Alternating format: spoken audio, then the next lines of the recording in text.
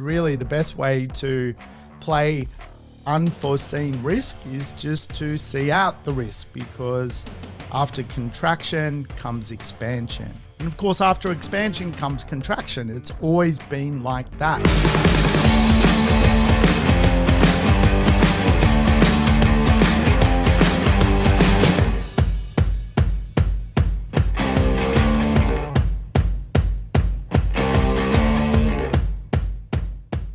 Welcome to the Urban Property Investor. I'm your host, Sam Saggers, here to help you crack the code of real estate wealth. Today's show, another code cracker. Yes, indeed. We're going to dig into the concept of risk. Yes, people's relationship with risk. I want to have the risk conversation because I think too many people cheat themselves out of, big opportunities because they fear the unknown, and of course they fear the concept of investment. And of course, one of the biggest problems for property investors is not real estate, it's actually themselves. So let's tackle that conversation. It's a good conversation to have. And of course, I think there's some critical questions people need to ask around their financial future. And one of them is, are you too risk adverse, and is that holding you back? So let's dig into it. Welcome back, regulars. You know the drill. Play the program in double speed. Get your life back. And of course, if it's your first time tuning into the show, wow, you've come to the right place, haven't you? Thank you for bringing your earballs over to the Urban Property Investor. Yes, you can go back in time too as a new listener. You can go and listen to all the shows I've done. They're all lessons on property investment. So feel free to dance about. I know one chap is going through the whole 190 plus episodes. So all power to you for doing that. That's amazing. I think you'll need a few weeks to listen to all those episodes. But hey, there's a lot to be learnt from certainly this podcast when it comes to property investments. So let's dig into risk. Hiding under a rock is not going to help you later in life. That is for sure. And I think if we were to break down risk management, there's kind of two sectors, if you like. One is a lack of financial knowledge is really one of the reasons people have a poor relationship with the idea of investment. And two, really the concept of fear of the unknown, fear of what next, fear of what's around the corner. And for a lot of Australians, let's face it, they are hiding under their doona. They're hiding under their blanket. They are living life very sheltered from the concept of investing. Most people today don't invest. Investment is something which, is getting, less and less focus as people sort of turn their nose at the concept of investing, which I think is going to be a bad decision later in life. Sometimes it's easier to sort of live life looking backwards because you learn a lot from how you've approached things. And certainly if you ask anyone who's a little bit older, they would answer that certainly in their younger years, they wish they had taken more risk. And if you are a young listener and you're in your 20s and in your 30s, then mate, do as much investment as you can because it will pay off certainly down the track. So let's discuss the fear of risk.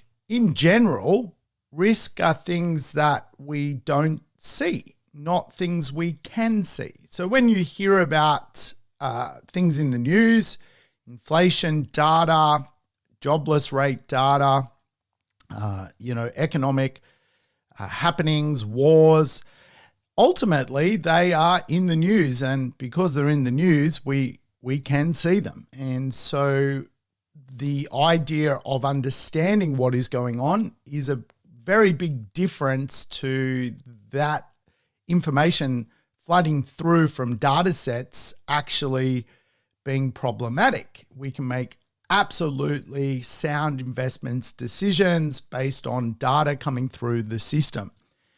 And a big part of my day is really researching and understanding data and understanding how to play the data, how to invest into the data, how to lean into the uncertainty of the data.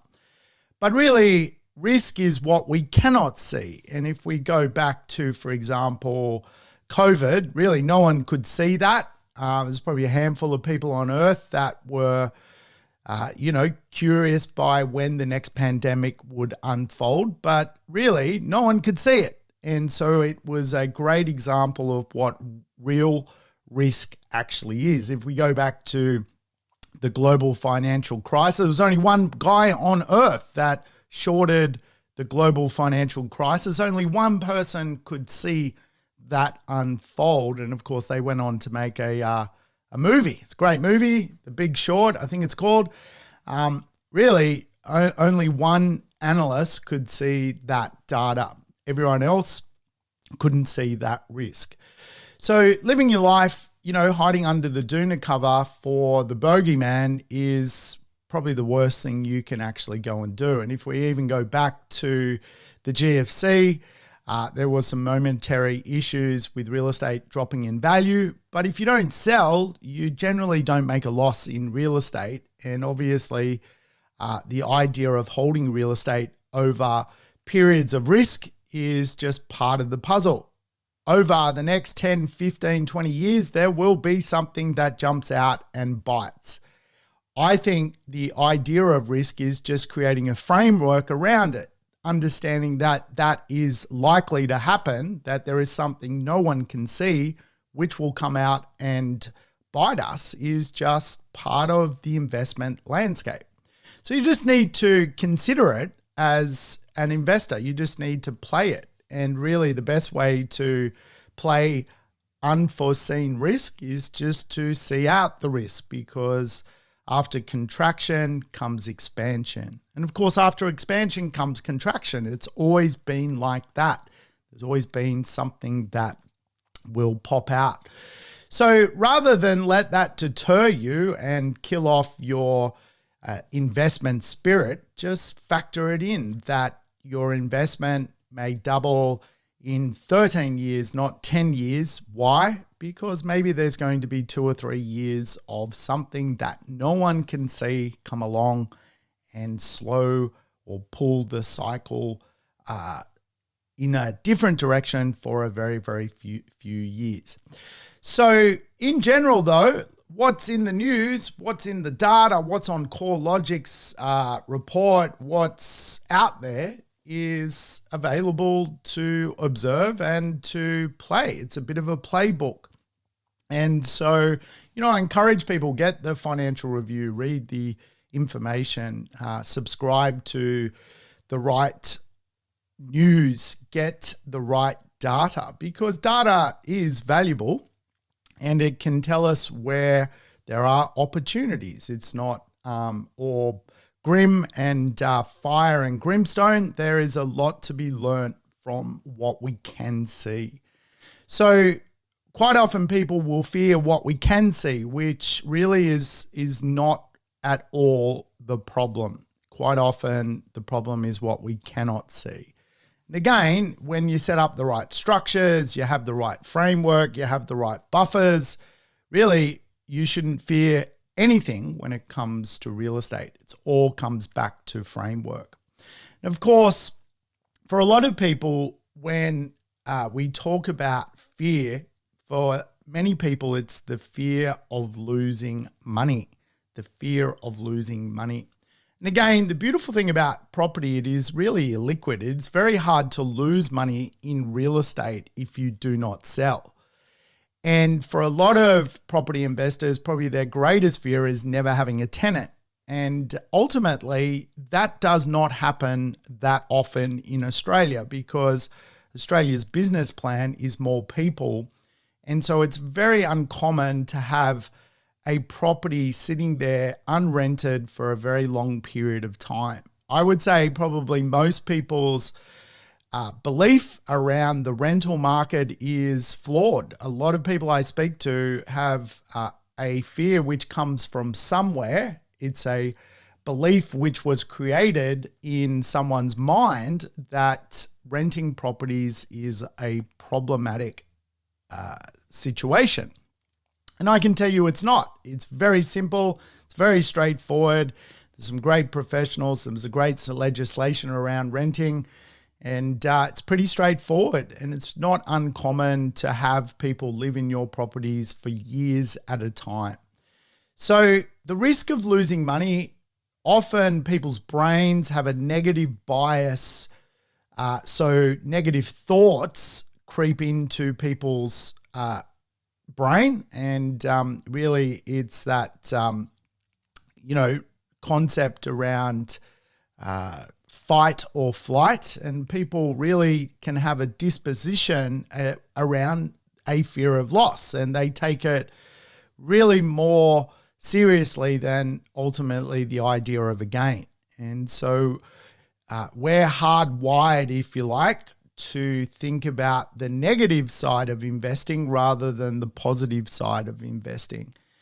And knowing that is a great piece of information. Knowing human beings are really put risk over reward constantly, then we can self-analyze whether we're perhaps too risk adverse. And I think some of the time, too many people really cheat themselves out of great opportunities in investment because they have the disposition effect unfolding where they have too much negative bias towards things going wrong. And really, when you think about buy and hold investing, it's really a long-term concept. And really, we put way too much context into what the next year looks like rather than what the next 10 years looks like or the next 15 years looks like.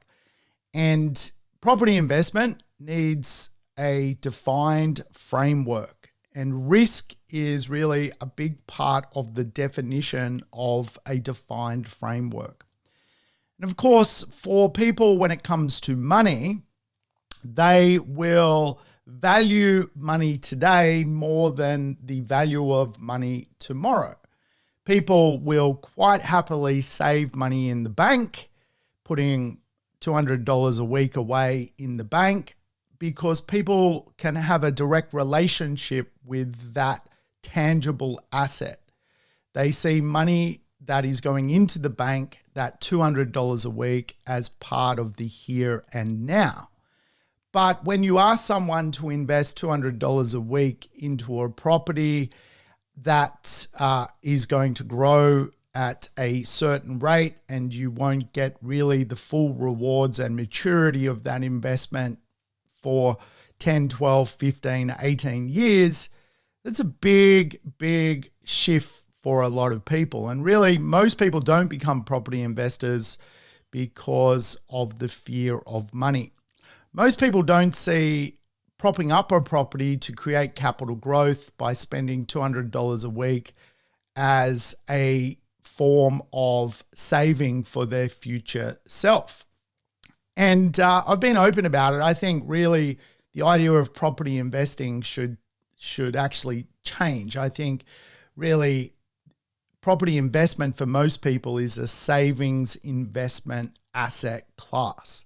Really is not a property investment asset class. Really, the nature or the dialogue of property investment sometimes creates a unrealistic language around what is actually unfolding. Property investment is doing developments. It's strata titling a block of flats and subdivisions and this concept of creating money out of really thin air.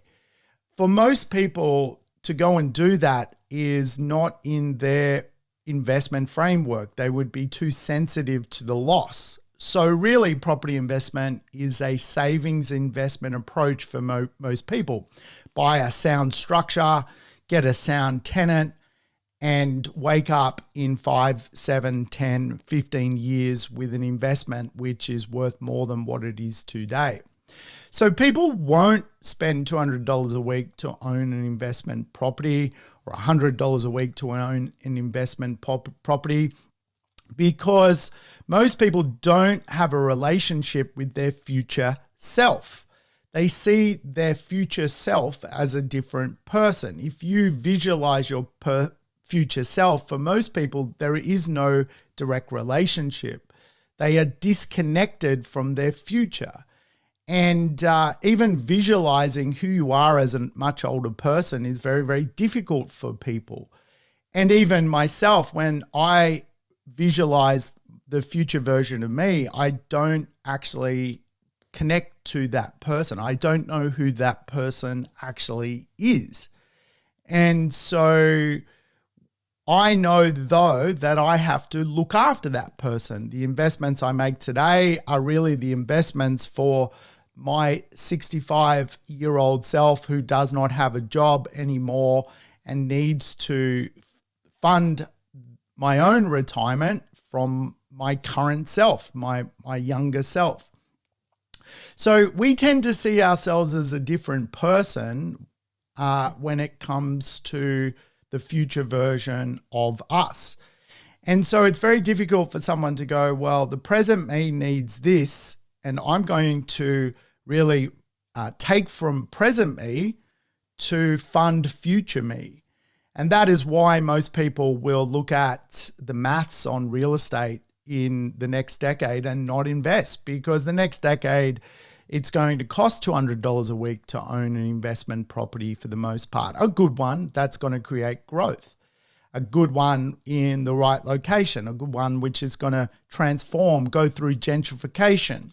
You have to take from the present version of you and pay the future version of you. And of course, that risk for people to take from the present to pay for the future is really something whereby people's association with money is quite often negative. They see that as a loss rather than a gain. By spending $200 a week for their future self, they consider that as a negative loss rather than really thinking about it as a savings investment approach.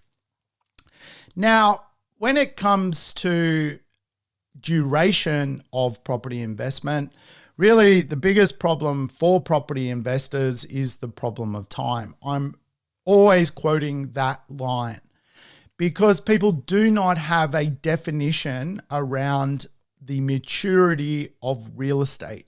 In other words, to buy a property, see it mature in value, to buy a property and watch it go from negative $200 a week to own to positive $200 a week to own. What is that journey? What is that time frame? What is it?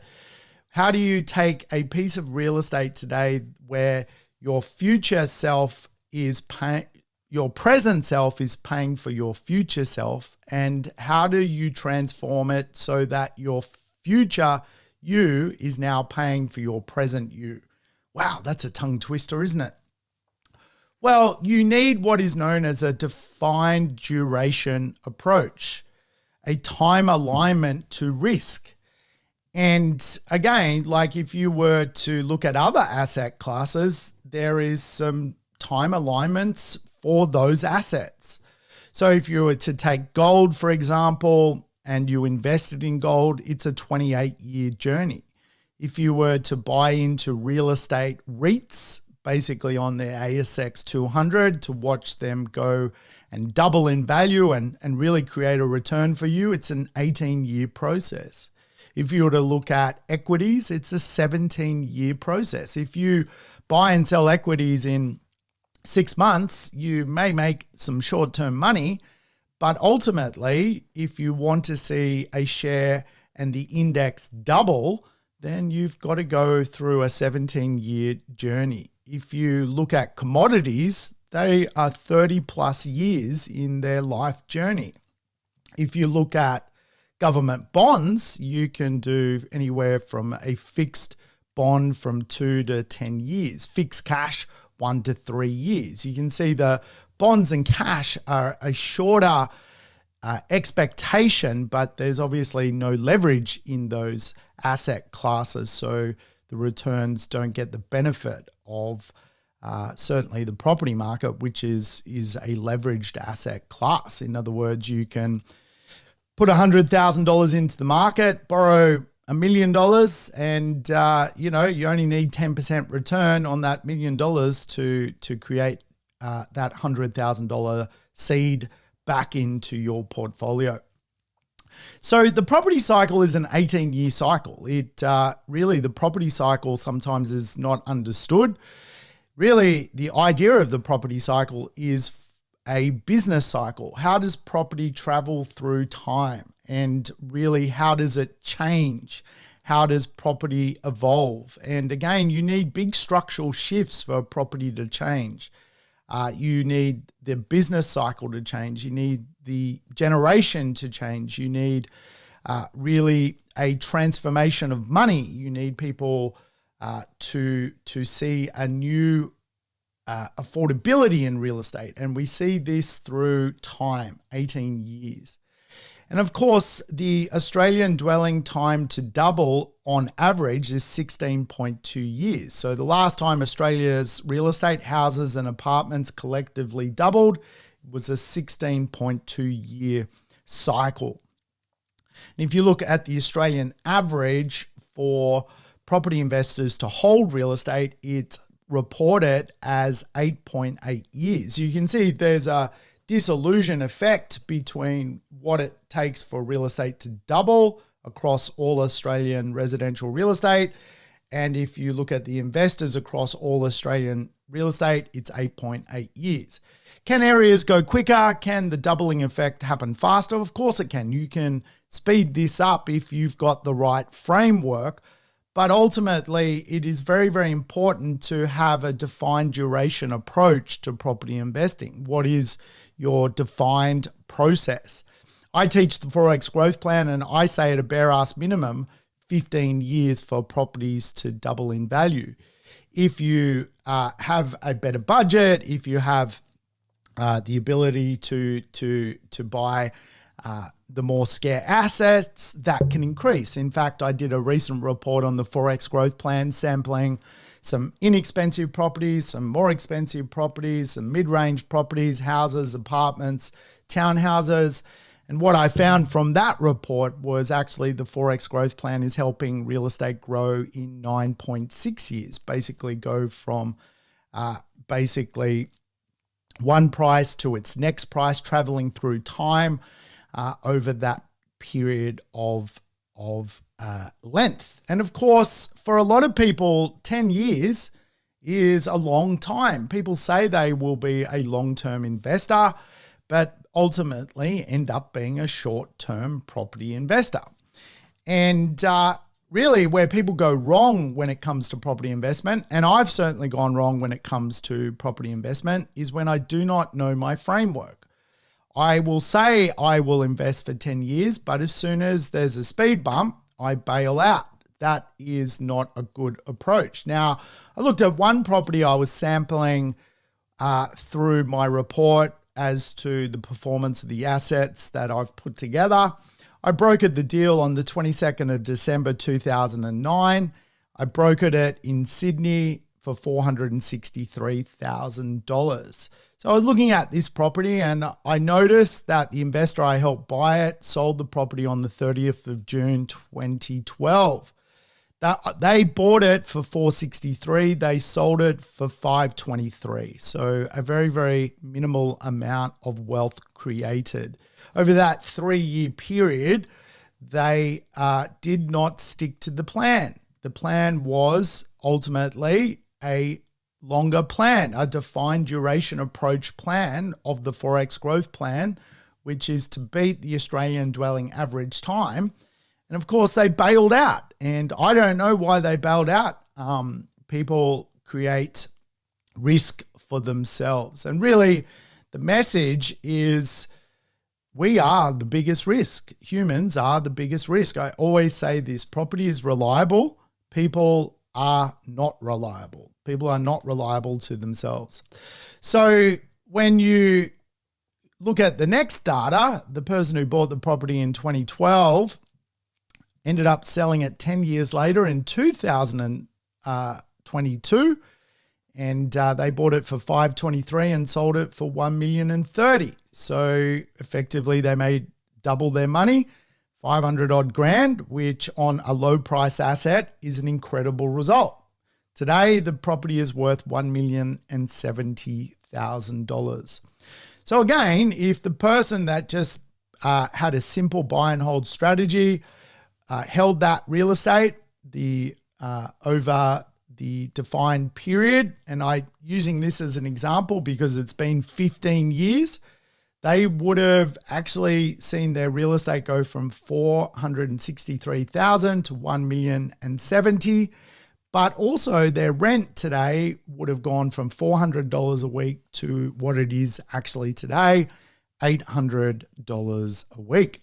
So you can see really what happened here was this person had a relationship with their current self, but not a relationship with their future self. They chose to make a business decision to look after their current self by selling and ignored their future version of themselves. They were disconnected from their future. And today, if they had held that real estate and used some debt reduction strategies, they would have well and truly really probably be eliminating debt on that property. And now that property would be positive cash flow instead of costing $100 a week or whatever it was back then to own, or $200 a week. They would now be absolutely positive cash flow, creating income from the asset. Not only growth, but also income. Now, again, Westerners don't necessarily have problems. We create problems. And really, if you think about Maslow's hierarchy of needs, really the need to breathe, the need for food, the need for water, the need for shelter, most Australians don't have a problem. You can go and turn on the tap and get some water. You can get shelter for the most part, whether you rent or own. Australia's a pretty safe place. You know, the odd Aussie running around doing something a bit wild, but for the most part, we don't live in a war-torn country. We don't live in a war-torn country. We don't have security issues. We're not waking up going, shit, am I living in a time where I'm completely unsafe? And so really the only problems Australians have is a love and belonging problem. Effectively, if you look at Maslow's hierarchy of needs, it's not about safety and it's not about physiological needs here in Australia. We are blessed, we are blessed. And sure, there's some people who, very, very small percentage of society who perhaps don't have the best healthcare, best food, water, and shelter. That is true. But 99.9% of Australians do not have a problem there. So our biggest problem typically is self-esteem and love and belonging. And it's a real epidemic with Westerners because Westerners arguably don't have real problems with things like, people today in whatever, Ukraine, Palestine, all that kind of stuff. And so we tend to make up problems and we tend to create emotional problems. And for a lot of people, emotional problems come from not having a clear mission in life and not having their finances sorted out. And this then creates a erratic behavior effect for a lot of people around fear. They invest and then they pull out. They own an investment for a short period of time and then bail out of the asset class. They don't see the outcome of their investment mature because a lot of people, again, have a lot of time on their hands and end up really floating around this self-mastery problem Maslow talks about of, do you have self-esteem? Do you love yourself? And of course, people have this kind of reflection problem. And really, I think when it comes down to your money, and your values. In the middle is what I would call your good life. So what you can create out of this world is your money. What you believe in is your values. And in the middle is this really important part of the puzzle called meaning, your good life. And what happens is when people struggle with meaning, they start to have perverted relationships with risk, which is really just another word for money. And so it's very important that when you invest, you also invest in yourself. You invest in self-improvement. I think the old wise fox says there's no such thing as a successful pessimist. There's only successful optimists, which is a great saying. Only successful optimists.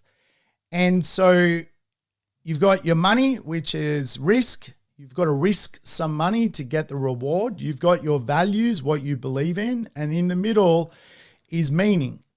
Meaning is just a word for your good life. And I think really when it comes to the components of meaning, the pursuit of a more meaningful life is really connected to money.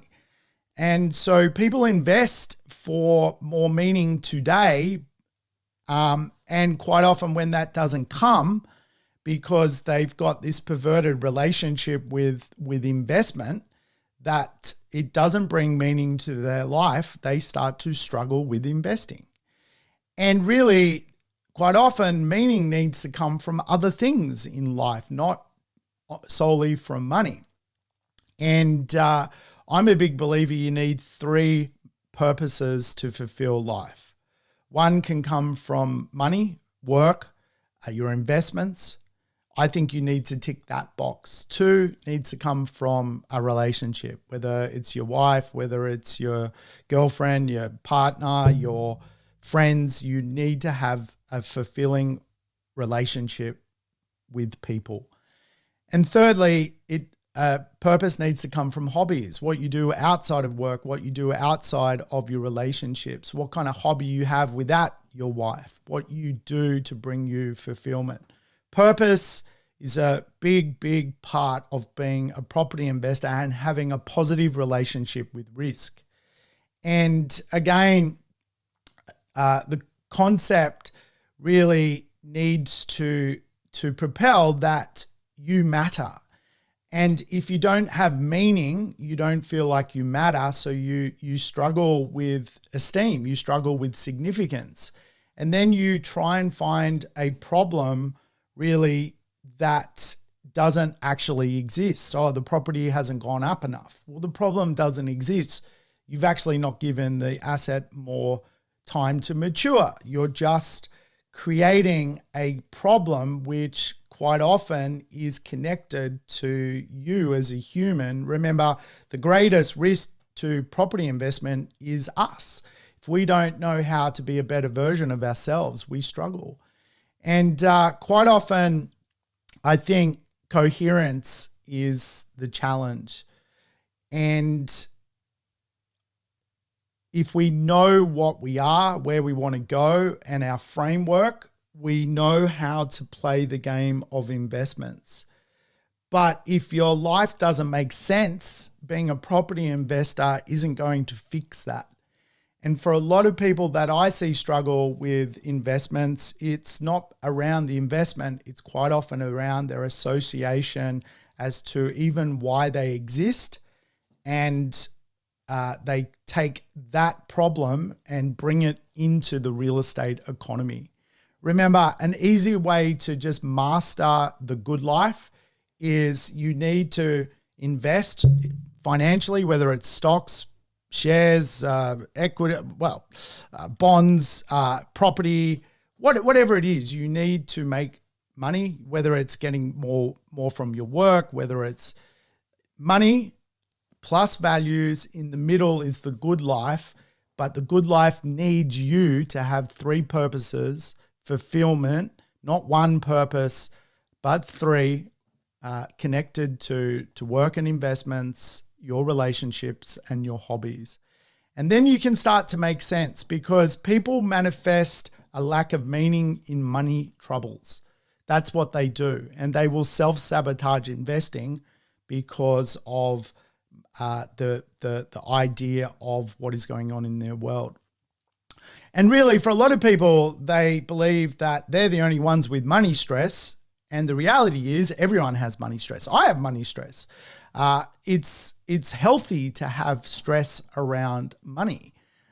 It's even if you become more financial, you still have different things to consider when it comes to how your relationship works with money. So it's a very, very important puzzle to crack. You're not alone. You're not the only one who is scared to invest. And you're not the only one with money problems. Everyone has money problems. But a key strategy here is everything is figure outable. One of the team from work mentioned that, one of the New Zealand team. I think it's a great piece of philosophy. Everything you can figure out. It's really, investment is a game of leaning into uncertainty. Now, most people live and try to live in a certain state, but uncertainty is really when you think about it and break it down, it's danger, it's doubt, it's worry, it's anxiety. And learning to experience leaning into uncertainty is really the concept of investing, that you need to lean into looking after the future version of you, which is going to create a sense of danger. It's going to create a sense of doubt. It's going to create a sense of, can I actually do this? It's going to create anxiety 2 years after you've bought the investment and things are, the tenant just moves out and you're like, well, weren't they supposed to stay for 3 years? It's going to create a sense of worry, but that's the game. You've got to go from certainty to uncertainty. You've got to go to uninvested to invested. You've got to go from literally taking a property from one price to another price. You've got to go through time. And all of that is really the transformation of energy from certainty to uncertainty. So don't have any limiting beliefs around risk. Risk, of course, is just a story that people have. The only thing that's keeping you from getting what you want is the story that you keep selling yourself. Hence why we say real estate investment is really 80% psychology and 20% really the investment. So stories are just really become strategies. I can't do something because I don't have enough time. That's the story that becomes your strategy. I can't afford to invest.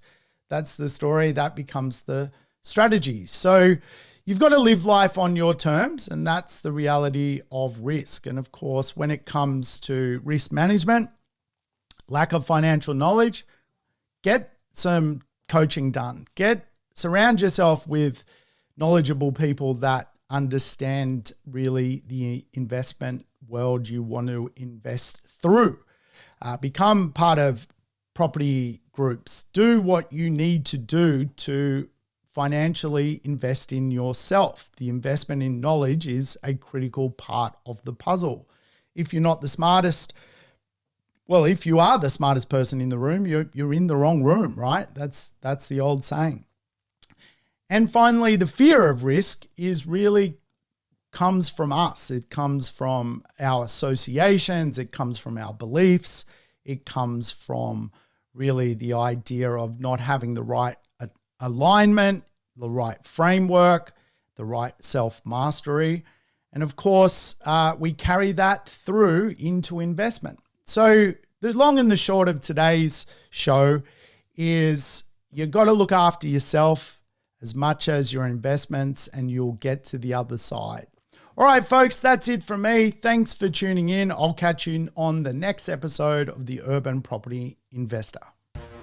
Thanks for tuning in to The Urban Property Investor. To never miss an episode, make sure you subscribe to the podcast on your favorite app or on YouTube. I would love it if you could give the show a rating and share it with your friends and family. In between episodes, you can always keep in touch with me by connecting on social media over Facebook, Instagram, or LinkedIn. Until we meet again on the next episode of The Urban Property Investor, take care and bye for now.